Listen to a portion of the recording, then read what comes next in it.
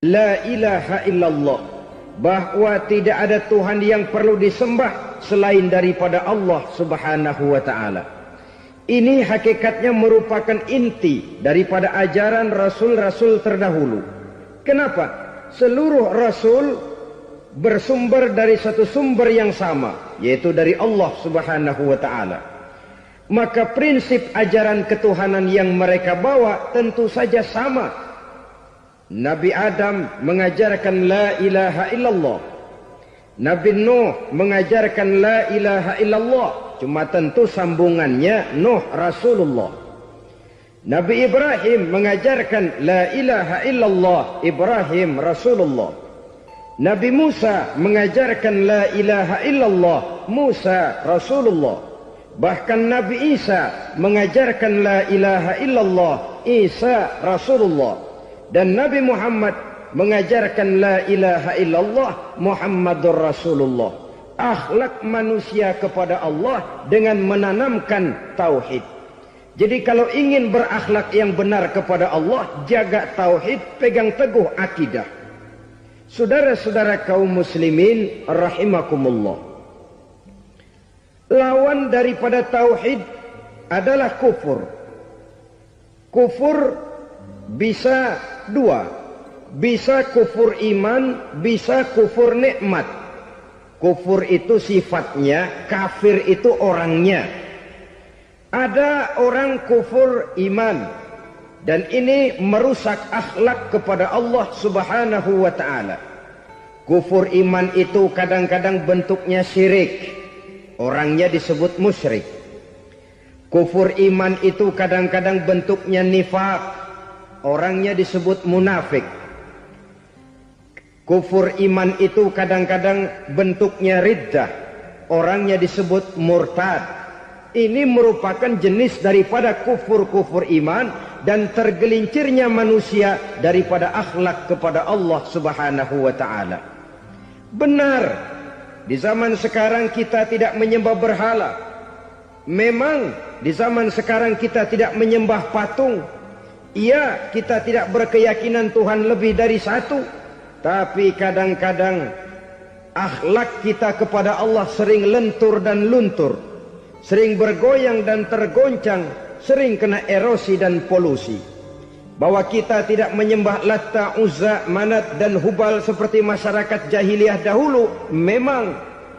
Tapi Latta zaman sekarang, Uzza zaman sekarang, Manat dan Hubal di zaman sekarang, berhala-berhala di abad kita sekarang ini, kadang-kadang bernama harta, kadang-kadang bernama wanita, kadang-kadang bernama tahta, mungkin juga bernama Toyota.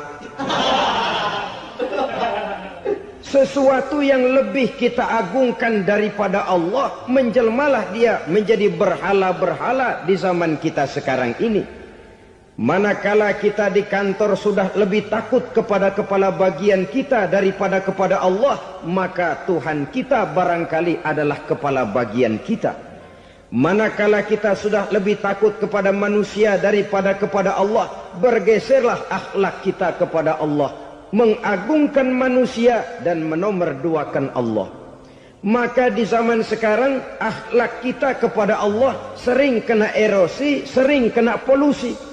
Mungkin karena sulitnya lapangan kerja, tingginya tensi ekonomi, persaingan hidup yang makin tajam, sulitnya mencari lapangan kerja, orang kadang-kadang nekat, sedikit pertimbangan, picik pandangan, mudah melakukan potong kompas, sehingga terjadilah perbuatan-perbuatan yang memelencengkan akhlak kita kepada Allah subhanahu wa ta'ala.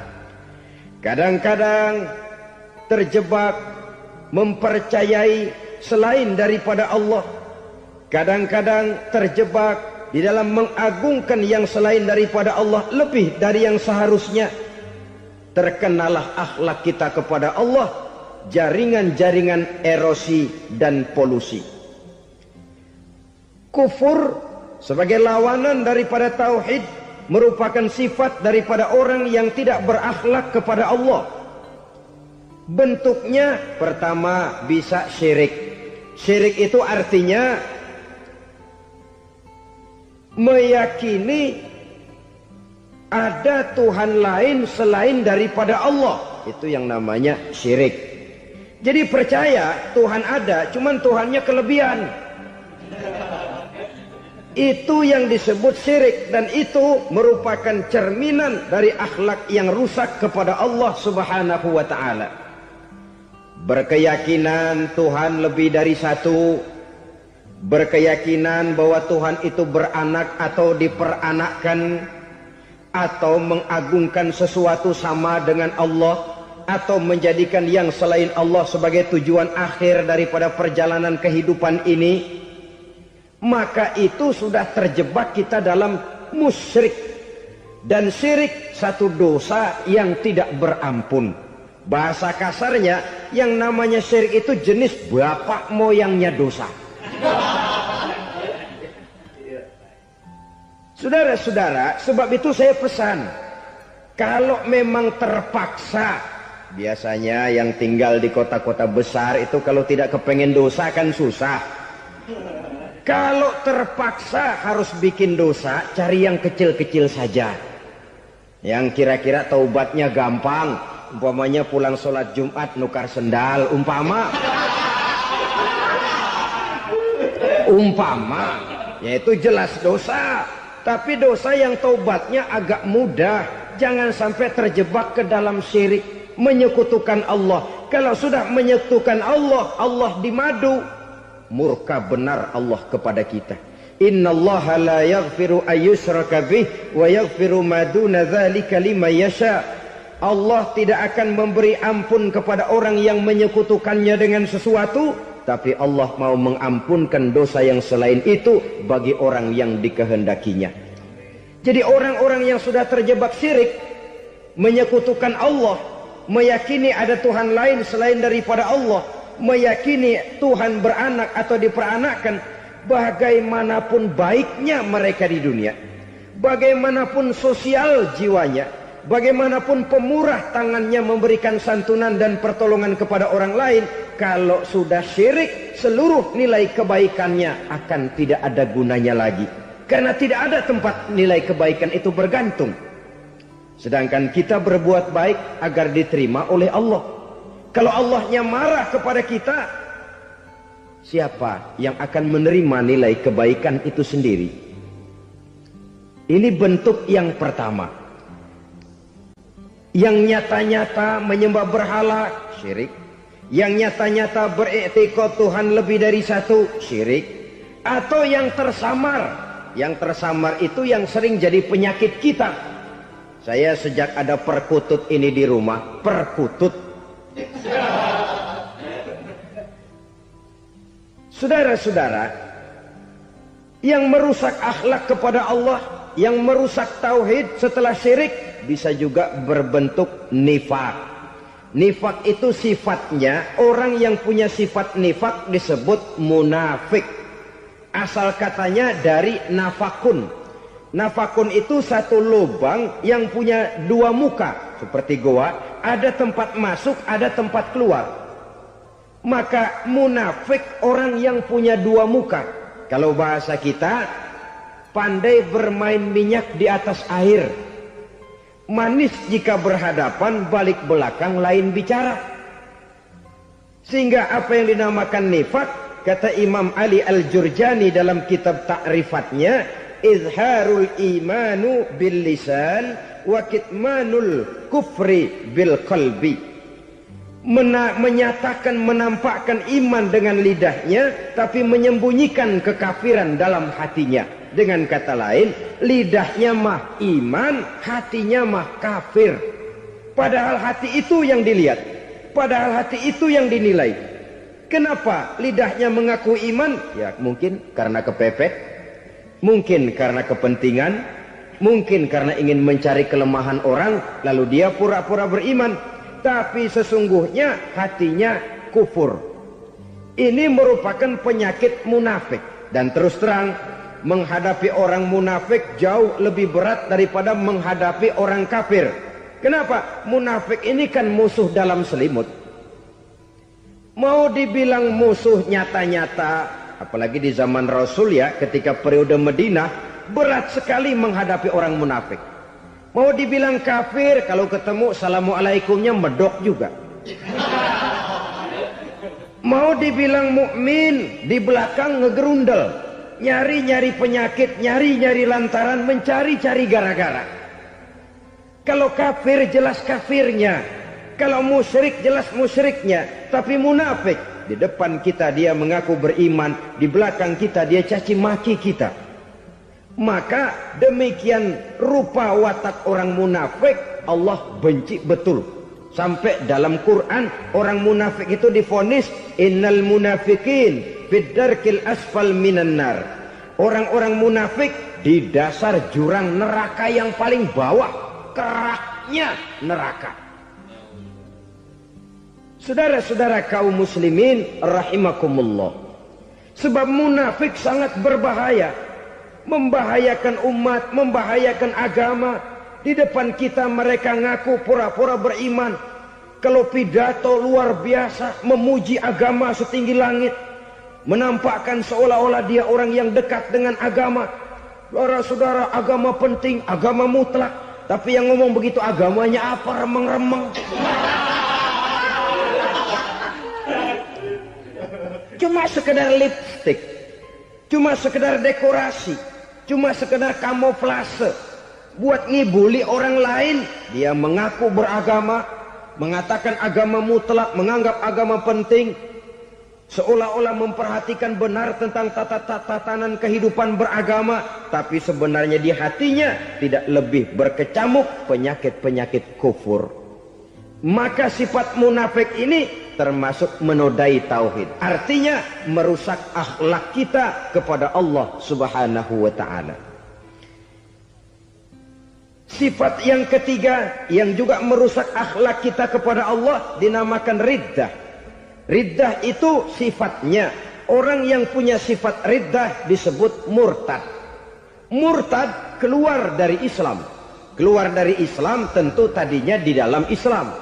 Oleh satu perbuatan dia bisa menjadi murtad. Misalnya tadinya dia iman benar kepada Allah, tapi melarat. Kadang-kadang sehari masak, 3 hari libur. Akhirnya oleh kesulitan ekonomi dia tidak kuat. Ada yang menawarkan kebaikan, dibawain supermi, dibawain obat-obatan, diberikan beras. Goyah imannya. Keluar dia dari Islam, ikut agama orang yang memberikan pertolongan kepadanya, memilih kesenangan sebentar dengan mengorbankan kebahagiaan yang kekal. Maka orang semacam itu riddah sifatnya, murtad orangnya, keluar dari Islam. Dan yang menyebabkan kita murtad bukan cuma orang nyata-nyata memproklamirkan diri keluar dari Islam tapi lalu mengikuti agama orang lain. Bukan cuma itu. Mengakui ada Rasul lagi sesudah Nabi Muhammad bisa menyebabkan kita murtad. Mengingkari nikmat Allah bisa menyebabkan kita murtad. Meyakini semua agama benar bisa menyebabkan orang menjadi murtad. Meragukan kesempurnaan dan kelengkapan Al-Quran bisa menyebabkan orang jadi murtad. Mengingkari sunnah bisa menyebabkan orang menjadi murtad. Banyak hal-hal yang bisa mendatangkan penyakit riddah dan membuat pelakunya menjadi murtad. Dan ini menodai akhlak kita kepada Allah Subhanahu wa ta'ala. Itu tadi kufur iman, saudara-saudara. Nyata-nyata mengingkari Allah, baik dalam bentuk syirik, nifak, ataupun riddah. Kufur yang kedua dinamakan kufur nikmat. Apa itu kufur nikmat? Sitru ni'matil mun'im au ya'malu fi mukhalafatil mun'im. Menutup-nutup nikmat Allah atau melakukan perbuatan yang menentang, bertentangan dengan kehendak yang memberikan nikmat. Jadi kufur nikmat pertama, nutup-nutupin Tuhan. Tuhan jalingin. Duit lu banyak amat, dari mana? Gua kerja. Lalu kerjanya nomor 1. Orang yang berakhlak kepada Allah, dia akan menjawab, kamu uangnya kok banyak dari mana? Rezeki dari Allah. Caranya, saya kerja. Kerja itu cara, rezeki itu dari Allah datangnya. Bukankah di zaman sekarang kita sering terpeleset?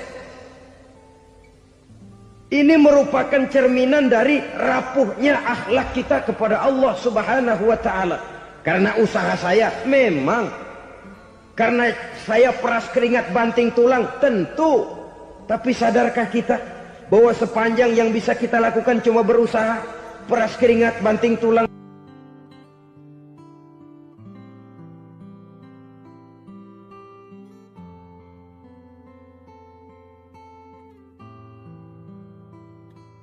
Soal rezeki, soal jodoh, soal maut, kitakah yang mengatur? Kitakah yang menentukan? Subhanallah. Manusia sungguh tidak berdaya menghadapi 3 hal paling pokok ini. Rezeki, kita cuma bekerja. Kitakah yang menentukan? Tidak. Kita berusaha saja, rezeki belum pasti dapat. Apalagi kalau kita tidak berusaha. Jangan terjebak dalam fatalisme. Belum perang udah nyerah. Emang dasar rezeki datangnya dari Tuhan, gak usah kerja, dan ntar juga kalau dia datang. Dari mana datangnya? Kerja saja belum tentu dapat rezeki, apalagi kalau tidak kerja. Yang jelas usaha perlu kepastian, itu urusan Allah. Ini akhlak kepada Allah Subhanahu wa ta'ala. Jodoh juga begitu. Kita berusaha, kita berupaya, Allah menghendaki lain jadinya. Maut juga begitu. Siapa sih yang pengen ngadepi maut? Siapa sih yang pengen mati? Siapa sih yang pengen ketemu malaikat Israel? Tidak seorang pun kalau ditanya, kecuali mereka yang putus asa ya. Kalau otaknya masih normal, mau mati mesti belakangan dulu udah dikit. Tapi yang satu itu saudara, kalau dia sudah datang, tenaga mana yang bisa menolak? Kalau dia sudah berkunjung, kekuatan mana yang bisa menghindar? Kalau dia sudah ingin bertemu, kemana kita bisa melarikan diri?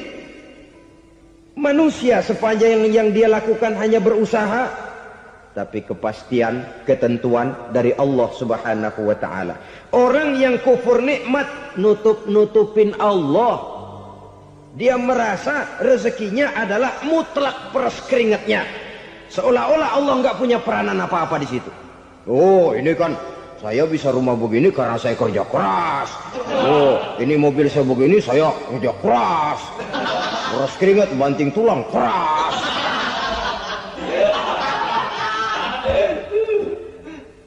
Saudara-saudara kaum muslimin rahimahkumullah. Jadi menutup-nutupi Allah. Akibatnya nanti kalau dia berhasil, Allah ketutupan. Kalau dia gagal, orang lain dicaci maki, dicari kambing hitam. Yang kambing hitam kan mahal. Karena orang sering cari-cari kambing hitam. Jarang orang mau jujur kalau bertemu kesulitan lalu mencari sebab pada dirinya sendiri. Yang paling enak ya nyalain orang. Lo begitu. Orang lain yang paling enak kita salahin. Au ya'malu fi mukhalafatil mun'im, atau dia melakukan sesuatu yang tidak sesuai dengan kehendak yang memberikannya nikmat. Diberikan kita tangan, mulut sih nggak berhenti, terima kasih Tuhan, alhamdulillah saya dikasih tangan. Cuma nih tangan enteng mat nabokin orang mulu. Itu sudah mukhalafatul mun'im, bertentangan dengan kehendak yang memberikan nikmat. Diberikan harta, mulutnya mah basah, terima kasih Tuhan, alhamdulillah dikasih harta, tapi pelitnya minta ampun. Kikir, koret, medit. Ini juga termasuk kufur nikmat, mempergunakan suatu nikmat bertentangan dengan kehendak daripada yang memberikan nikmat itu sendiri. Saudara-saudara kaum muslimin rahimakumullah. Oleh karenanya kufur iman memang lebih bahaya daripada kufur nikmat. Tapi jangan lupa, kufur nikmat bisa menyeret orang kepada kufur iman. Nah, kalau Allah udah dialingin, Tuhan sudah dinomor duain. Lama-lama kenapa dia tidak mendewakan dirinya sendiri? Mendewakan pangkatnya, mendewa-dewakan otaknya, mendewa-dewakan kemampuannya. Pada awalnya dia memang cuma kufur nikmat, tapi lambat laun kalau ini tidak diobati, secara pasti orang akan mengarah kepada kufur iman. Bisa berbentuk syirik, bisa berbentuk nifak, bisa berbentuk riddah. Saudara-saudara, oleh karena itu menjaga akhlak kepada Allah mutlak penting. Sebab apa? Kita tidak berakhlak kepada manusia saja, kita dikucilkan dari pergaulan. Kalau kita tidak berakhlak kepada Allah, dikucilkan oleh Allah. Hadis qudsi menyatakan, man lam yashkur ala na'mai wa lam yasbir ala balai falyakhruj min tahtis samai falyatlub rabban siwaya. Kata Allah, siapa orang yang tidak mau bersyukur terhadap nikmat yang aku berikan kepadanya dan tidak mau sabar terhadap ujian yang aku berikan kepadanya, falyakhruj min tahtis samai, persilahkan saja keluar dari kolong langitku. Waliyatlub rabban siwaya, tolong cari Tuhan lain selain daripada aku. Murka Allah, diusir, cuman gak kedengeran aja. Siapa yang tidak mau syukur terhadap nikmatku, siapa yang tidak mau sabar terhadap ujian yang aku berikan kepadanya, persilahkan keluar dari kolong langitku ini, cari Tuhan lain selain aku. Nah, langit Tuhan yang punya, Tuhan kita lawan, diusir dari kolong langit, mau pindah ke kolong mana?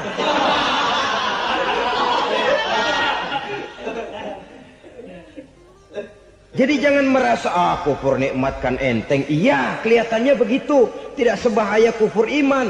Tapi kufur nikmat ini merupakan anak tangga yang kalau kita sudah mulai naik, kita akan naik terus sampai kepada tingkat di mana kita mengalami kufur iman. Kalau sudah ke sana, maka akhlak kita kepada Allah terkenalah erosi, terkena polusi, hancur akhlak kepada Allah, dan itulah sumber kesengsaraan abadi. Kalau cuma kita tidak berakhlak kepada manusia, barangkali resikonya cuma kehidupan di dunia ini. Mungkin juga ada kehidupan akhirat. Tapi kalau sudah tidak berakhlak kepada Allah, dunia akhirat kita rugi dan celaka. Maka pada kesempatan ini saya mengajak, marilah jaga baik-baik akhlak kita kepada Allah. Satu kali kita bertauhid, sampai mati kita bertauhid. Satu kali la ilaha illallah, jangan tergelincir lagi kita keluar daripada kalimat itu. Satu kali kita bertuhankan Allah, jangan bertuhan yang lain selain daripada Allah. Jangan sekutukan Allah, jangan samakan Allah dengan sesuatu, jangan mengangkat yang lain sama agungnya dengan Allah. Sebab dengan demikian kita seolah-olah sudah mengotori akhlak kita kepada Allah Subhanahu wa ta'ala. Saudara hadirin yang saya hormati, jadi oleh karenanya akhlak kita kepada Allah merupakan basis daripada kehidupan beragama. Kalau itu sudah mulai rapuh, mulai terkena erosi dan polusi, mulai rusak, dikhawatirkan nanti nilai ibadah kita kepada Allah juga akan turut ambruk karenanya. Saudara-saudara kaum muslimin rahimakumullah, tugas yang kedua, memperbaiki akhlak manusia kepada sesama manusia. Kita tahu Islam sesuai dengan namanya adalah agama damai. Maka akhlak manusia kepada sesama manusia menempati porsi yang penting dalam kehidupan beragama. Bagaimana seorang muslim bergaul, bertata krama terhadap sesama manusia. Mari kita lihat lebih jauh persoalannya. Untuk memudahkan pembicaraan dari kacamata agama, kita kelompokkan saja manusia itu dalam dua. Pertama yang seiman, dan yang kedua yang tidak seiman. Yang tidak seiman itu kita sebut saja kufur atau kafir. Nah, kepada yang kafir pun kita diajarkan untuk berakhlak, apalagi kepada yang memang nyata-nyata seiman, sekeyakinan, seakidah. Kemanapun Islam datang, ke negara manapun ia masuk, ia tidak menaburkan kerusakan. Jadi tidak benar kalau orang pernah itu menggambarkan, saking sentimennya, seorang orientalis pernah menggambarkan Nabi Muhammad di tangan kirinya Quran, di tangan kanannya pedang. Menggambarkan seolah-olah Islam dikembangkan dengan kekerasan. Sebenarnya tidak sama sekali. Kalaupun dalam sejarah perkembangan Islam pernah terjadi perang, maka perang dalam Islam sesungguhnya, apabila kita amati sejarahnya, bukan untuk memaksakan agama. Karena memang agama tidak bisa dipaksakan. Tetapi justru untuk mempertahankan agama dari segala macam hambatan, rintangan, hinaan, dan fitnahan. Tapi kemanapun yang jelas Islam masuk, dia tidak pernah membuat kekacauan, kerusuhan, ataupun penghancuran.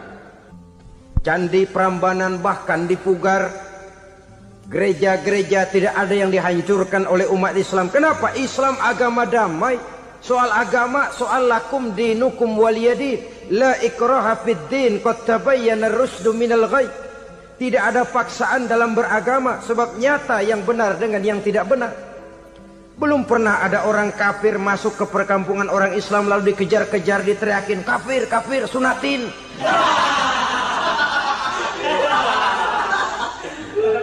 Belum pernah. Kenapa? Islam menghormati orang lain agama. Nah, yang kafir ini macam-macam, saudara.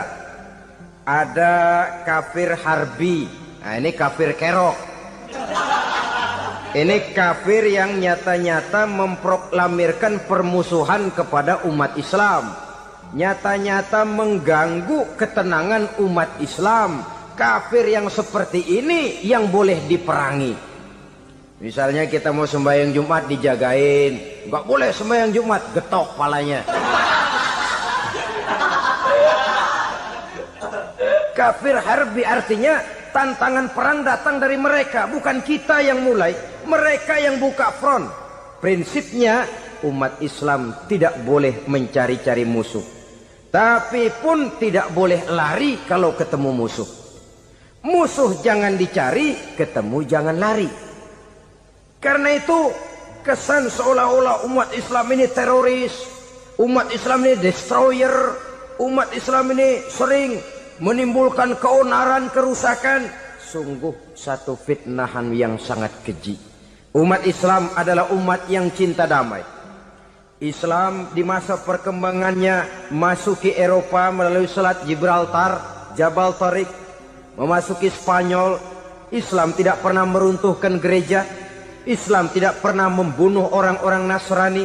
Bahkan Islam mewariskan peradaban dan kebudayaan yang begitu tinggi nilainya di bidang ilmu pengetahuan. Sampai ketika itu Barat banyak mengkaji ilmu pengetahuan dari dunia Islam. Buku-buku berbahasa Arab diterjemahkan ke bahasa Yunani, dipelajari oleh para cendekiawan di negeri Barat sana. Mereka mengambil manfaat yang banyak dari masuknya Islam ke Eropa. Sementara gereja tetap berdiri dengan megahnya. Kuil-kuil tempat peribadatan tidak satupun yang diusik-usik. Kenapa? Islam agama yang cinta damai. Asal dia tidak diganggu, asal kehormatannya tidak dihinakan. Jadi kafir harbi, kafir yang nyata-nyata nantang perang, ngajak berkelahi. Itu kafir yang nyari penyakit. Kafir harbi ini boleh diperangi dengan catatan mereka yang memang mulai. Yang kedua kafir zimmi. Kafir zimmi, kafir yang hidup di tengah mayoritas muslim, tapi mereka mau hidup dengan aman, damai, tenang. Mereka wajib dilindungi. Bahkan Nabi pernah memberikan satu jaminan, man azazimmiyan faqad azani.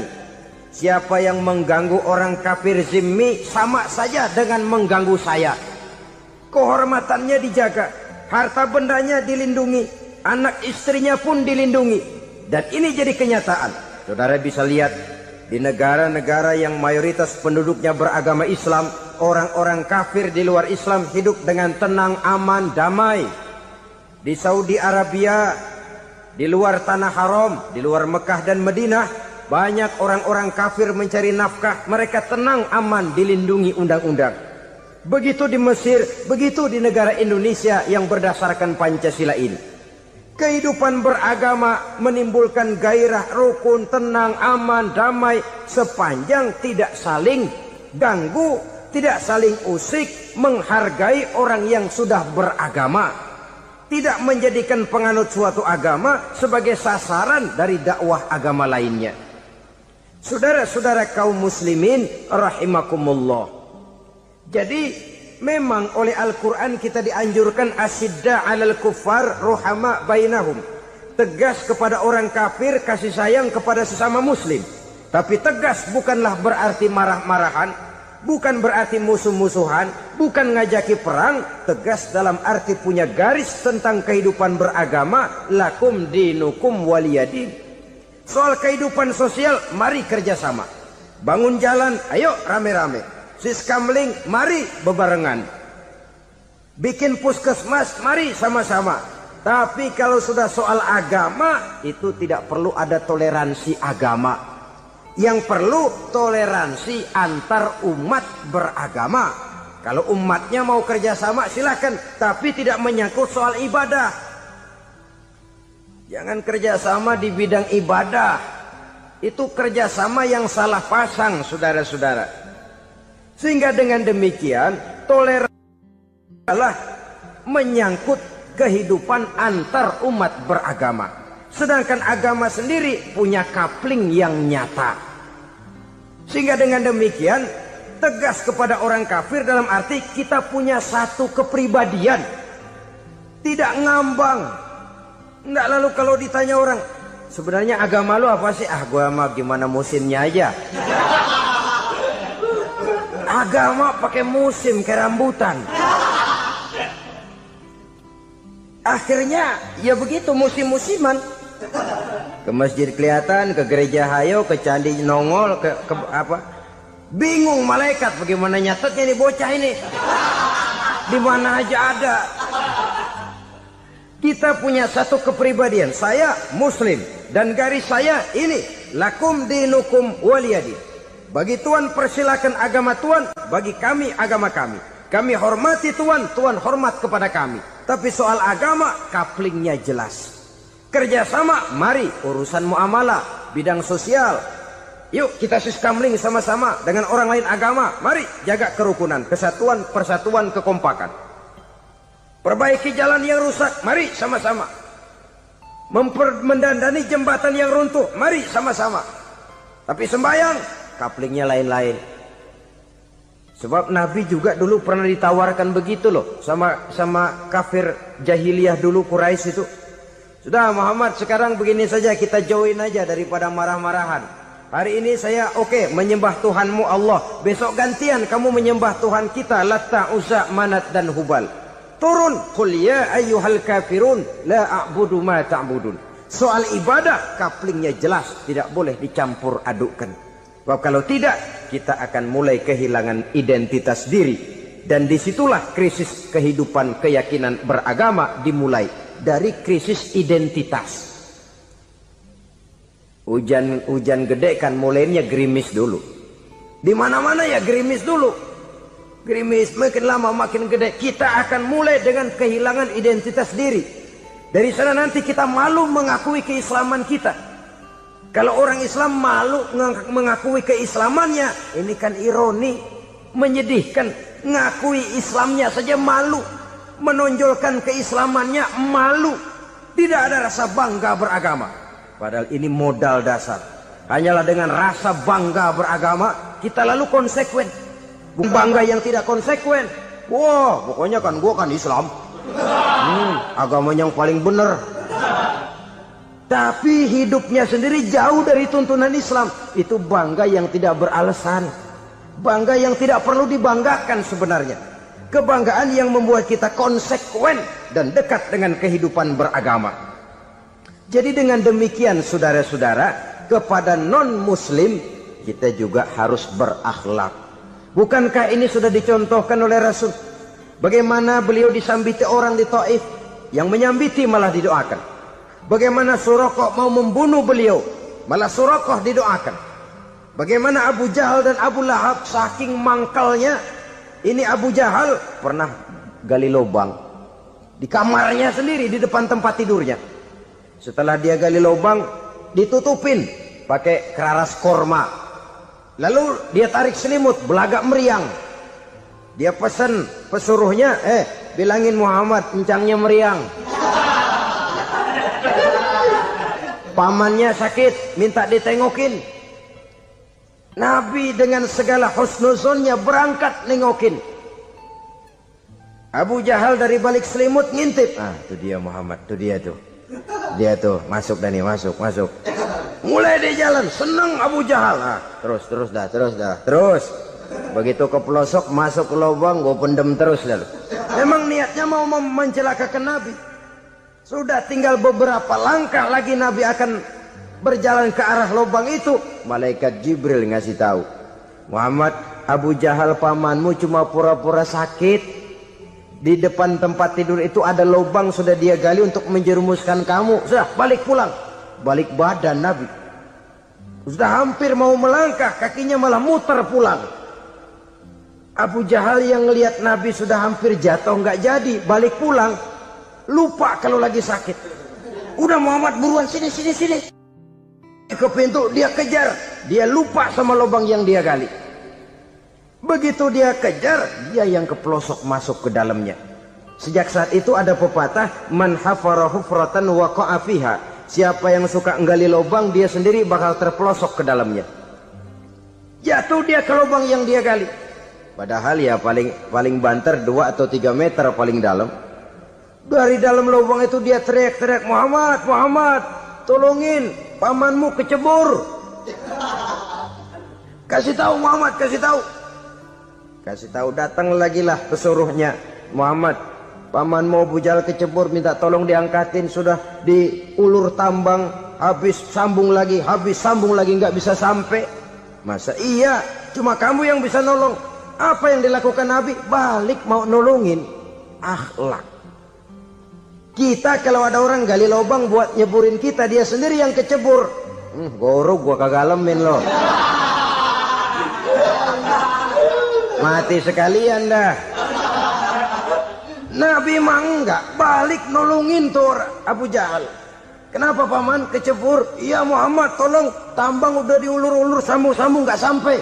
Aduh kasihan paman, nih pegang tangan saya. Nabi cuma ulurin tangan, nyampe dipegang oleh Abu Jahal. Diangkat ke atas. Nyampe atas, apa kata Abu Jahal? Tambang bergulung-gulung nggak nyampe, kamu cuma pakai tangan doang kok bisa Muhammad, hebat banget sihirmu. Mukjizat dia bilang sihir, udah ditolongin nyelak lagi, kan yang enak kita injak palanya. Orang dulu bilang wah katanya nolongin anjing kejepit, udah selesai ditolongin malah yang nolong digigit. Saudara hadirin yang saya hormati, kepada orang-orang kafir kita harus berakhlak, menghormati mereka, tidak memaksakan satu keyakinan dalam batas-batas yang ditolerir oleh agama, yaitu pada masalah-masalah sosial dan muamalah. Itu kepada non-muslim, apalagi kepada sesama muslim. Baik akhlak kepada orang tua, akhlak kepada guru, akhlak kepada jiran atau tetangga, itu semua termasuk dalam akhlak kepada sesama manusia.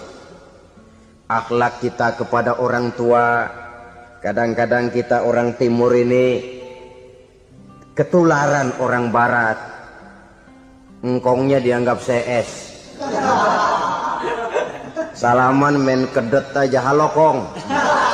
Engkongnya bahalo dibengong.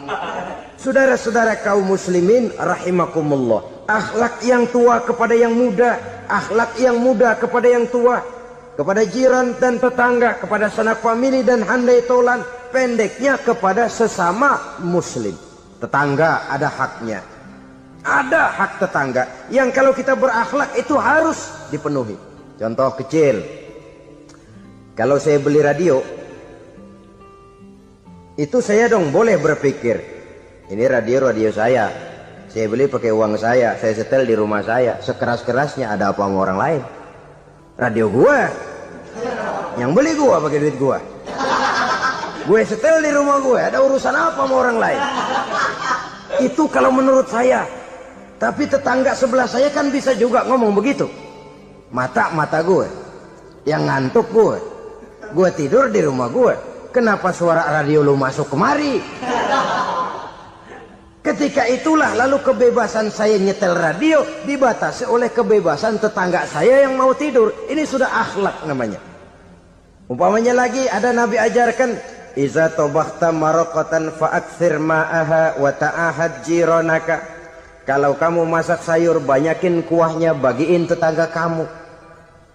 Bukan bagiannya itu yang jadi soal, tapi akhlak kepada tetangga. Udah tahu tetangganya kelaparan, diseksa, goreng ikan asin, se-RW baunya ngayap, kembang kempis orang nungguin. Saudara hadirin ma'asyiral muslimin rahimakumullah. Jadi dengan demikian, kalau sudah kembali kepada orang-orang yang nilai imannya sama dengan kita, apapun organisasinya, apapun baju yang mereka pakai, kaos yang mereka pakai, jaket yang mereka pakai, kalau sudah seakidah, seiman, jaga akhlak kita. Pendapat boleh berbeda, kaos boleh tidak sama, jaket boleh beraneka warna, bendera boleh beragam-ragam, tapi ukhuwah Islamiyah ini utamakan. Adalah lebih baik mencari persamaan dalam kehidupan dan bukan memperbesar perbedaan. Hanyalah dengan mengembangkan nilai-nilai akhlak semacam ini, toleransi tidak hanya diperlukan kepada yang non-muslim, kepada sesama muslim pun toleransi. Artinya apa? Jangan memponis amalan orang lain. Yang usoli, yang tidak usoli, berjalanlah menurut keyakinannya masing-masing. Jangan lalu memponis, itu namanya nggak toleransi. Kamu nggak pakai usoli ya? Enggak. Brengsek. Kamu pakai usoli ya? Iya. Bidah. Lah dua-duanya kagak yang bener. Kalau yang sembahyang kagak bener, bagaimana yang kagak sembahyang? Apa itu yang bener? Toleransi, setuju dengan perbedaan pendapat, jangan memponis amalan orang lain. Karena kita hanya beramal, hak menerima adalah Allah Subhanahu wa ta'ala. Jangan sebentar-bentar mencap bidah dolalah, finnar, neraka. Kayaknya neraka kapling orang tuanya kali. Gampang bener masukin orang ke neraka. Kita kadang-kadang bisa toleransi dengan orang luar, tapi kepada sesama muslim toleransi tidak sanggup kita adakan. Mengklaim merasa kita yang benar, orang lain salah semua, itu tidak toleransi namanya. Mentang-mentang jadi ustadz, nih satu-satunya ustadz di sini ya, semuanya mesti ngaji kemari. Kalau nggak ngaji kemari Islamnya kurang tapi benar. Toleransi. Saudara-saudara kaum muslimin rahimakumullah, lapang dada menghargai orang yang berbeda pendapat, apalagi kalau perbedaan pendapat itu menyangkut hal-hal yang tidak prinsipil, menyangkut hal-hal yang sekunder dalam kehidupan beragama, menyangkut masalah-masalah yang dalam bahasa fikih disebut soal-soal furu'iyah. Tidak usah menyebabkan kita bersih tegang. Kepala sama hitam pendapat boleh berbeda dan halal. Bahkan Nabi mengatakan ikhtilafu ummati rahmatun. Perbedaan pendapat di kalangan umatku bahkan menjadi rahmah, sepanjang perbedaan pendapat itu diiringi dengan rasa toleransi. Tapi kalau sudah main baku hantam, main klaim, memponis orang lain, akhirnya timbullah keretakan. Jangan heran kadang-kadang satu masjid dua kelir. Ya soal kelir boleh kelar-kelir, boleh kelar-kelir, tapi kalau harus terlalu mencolok menyebabkan timbulnya keretakan, saya kira yang akan turun bukan lagi rahmah tapi bala. Bala akan menimpa kita, jatuh kita menjadi umat yang lemah. Oleh karena di antara kita sendiri, sesama kita tidak pandai bertoleransi, tidak lapang dada. Ada anak muda kelihatannya mau majuan dikit, yang tua curiga. Nih kalau dia maju pasaran gua bangkrut dong nih. Lalu ditekan tuh anak ditekan melejit. Kadang-kadang yang tua maksudnya baik mau memelihara, yang muda salah terima. Kan tua kejemur. Dari dulu sampai sekarang gitu-gitu doang. Anak kemajuannya. Padahal yang tua barangkali maksudnya juga baik, mau memelihara. Sebenarnya kalau kita bisa mencoba mencari titik temu dengan alur komunikasi, tidak merasa diri yang paling benar, tapi toleransi, boyak menerima pendapat orang lain, setidaknya mau mendengar omongan orang. Yang susah kalau udah kena penyakit nggak mau ngerti omongan orang, nggak mau nerima pendapat orang. Kodok di kolong tempayan, cukeng kayu asem, asal ijo udah ijo aja ijo dah. Nggak ngerti omongan orang, yang kayak begini yang orang jadi kesandung. Oleh karena itu saudara-saudara, alangkah nikmatnya kehidupan ini apabila kita menyadari kita ini ummatan wahidah, satu umat yang satu, yang diikat dengan akidah. Kalau kepada yang non muslim saja kita diajarkan untuk berakhlak, apatah lagi kepada yang seiman, seakidah, sekeyakinan. Wajarkah perbedaan pendapat yang kecil-kecil lalu menyebabkan kita bertolak belakang, cerai-berai, centang perenang? Bila bertemu di jalan yang satu menyisih ke kiri, yang lain menyingkir ke kanan. Kalaupun juga bercampur di tengah kumpulan orang banyak, persis air dengan minyak. Yang atu melengos, yang atu madep mojok. Orang lain senyum, dia mau pada manyun. Saudara-saudara kaum muslimin rahimakumullah, realita ini walaupun tidak enak, pahit, tapi masih hidup di sebagian masyarakat kita. Ini yang perlu kita atasi. Soal toleransi kepada orang lain, sejarah sudah membuktikan. Mari kita jangan cuma bisa mengajak orang lain, umat lain untuk bertoleransi dengan kita, tapi kepada sesama kita. Toleransi ini perlu kita tegakkan, perlu kita bina. Terutama di dalam kita menuju bentuk ideal daripada konsep ukhuwah Islamiyah ini, yang memang selalu kita akan cari bentuk-bentuk idealnya sejalan dengan perkembangan situasi dan kondisi yang dihadapi oleh umat. Perbedaan organisasi, perbedaan kepentingan organisasi tidak seharusnya menyebabkan kita merasa meremehkan orang lain dan mengangkat diri, mengklaim diri sebagai yang ter. Jadi dengan demikian, apabila yang pertama tadi akhlak kepada Allah dinamakan hablum minallah, maka yang kedua ini merupakan hablum minan nas. Jikalau baik akhlak kita kepada Allah, baik akhlak kita kepada manusia, nikmat rasanya menjalani kehidupan. Kadang-kadang orang akhlaknya kepada manusia baik, tapi kepada Allah tidak baik. Hormat sama yang tua, menyayangi yang muda, sama tetangga rukun, tapi sama Tuhan nggak mau sujud. Ini baik kepada manusia, tapi tidak berakhlak kepada Allah. Atau sebaliknya, sujudnya sama Allah mah tekun, bener, khusyuk, bahasanya juga fasih, luar biasa. Tapi sama manusia sombong, takabur, ujub, merasanya dia doang yang paling benar. Sebab iblis itu ya, itu kadang-kadang datang lewat hati, dan memang selalu markasnya di situ. Kalau dia tidak bisa menggoda kita dengan yang lain, dia tumbuhkan sifat ujub. Dia bisikin, wah memang di kampung ini yang paling banyak ibadahnya ente, yang lain mana, lihat tuh kerocok semua. Lalu di hati orang itu tertanam sifat iya ya. Nah, tatkala iya ya, dia sudah terkena serangan iblis. Akhirnya apa? Orang lain diremehin. Asalnya kagak mau sembahyang, ya diajak salaman udah najis aja dah. Ketemu juga mukanya ditekuk 4. Akhirnya bukan ngajak, malah ngenyek, ngina. Lah orang dihina makin jauh, makin tidak tersentuh. Bukan cara itu yang diajarkan oleh Rasul. Bahwa orang tidak mau sholat, tugas kita mengajak. Soal dia tidak sholat, ya itu dosa dia kepada Allah. Saudara-saudara kaum muslimin, ujub disuntikkan oleh iblis ke dalam hati kita. Sujudnya kepada Allah benar, tapi akhlaknya kepada sesama manusia. Merasa paling benar sendirian, merasa orang lain salah semua.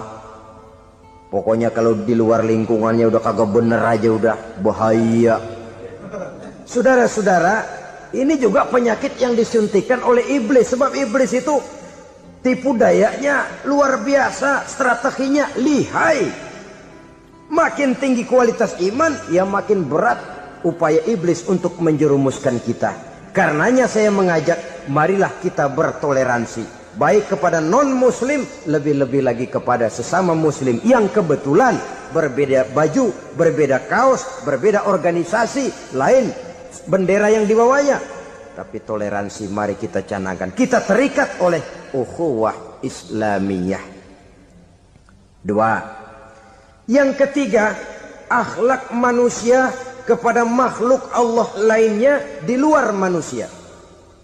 Saudara-saudara, dengan berakhlak kepada Allah, berakhlak kepada sesama manusia, berakhlak kepada makhluk Allah di luar manusia, baik flora maupun fauna, maka mudah-mudahan akan terciptalah satu ekosistem, satu lingkungan hidup yang membuat kita nikmat menjalani kehidupan ini. Inilah saja yang kita bicarakan pada pertemuan kali ini. Marilah kita membina nilai-nilai akhlak walaupun berat tantangannya. Sungguh lebih baik rakyat rendah yang berakhlak tinggi daripada pejabat tinggi yang berakhlak rendah. Karena nilai manusia pada akhirnya ditentukan oleh akhlaknya itu. Usikum wa nafsi bitaqwallah. Wassalamu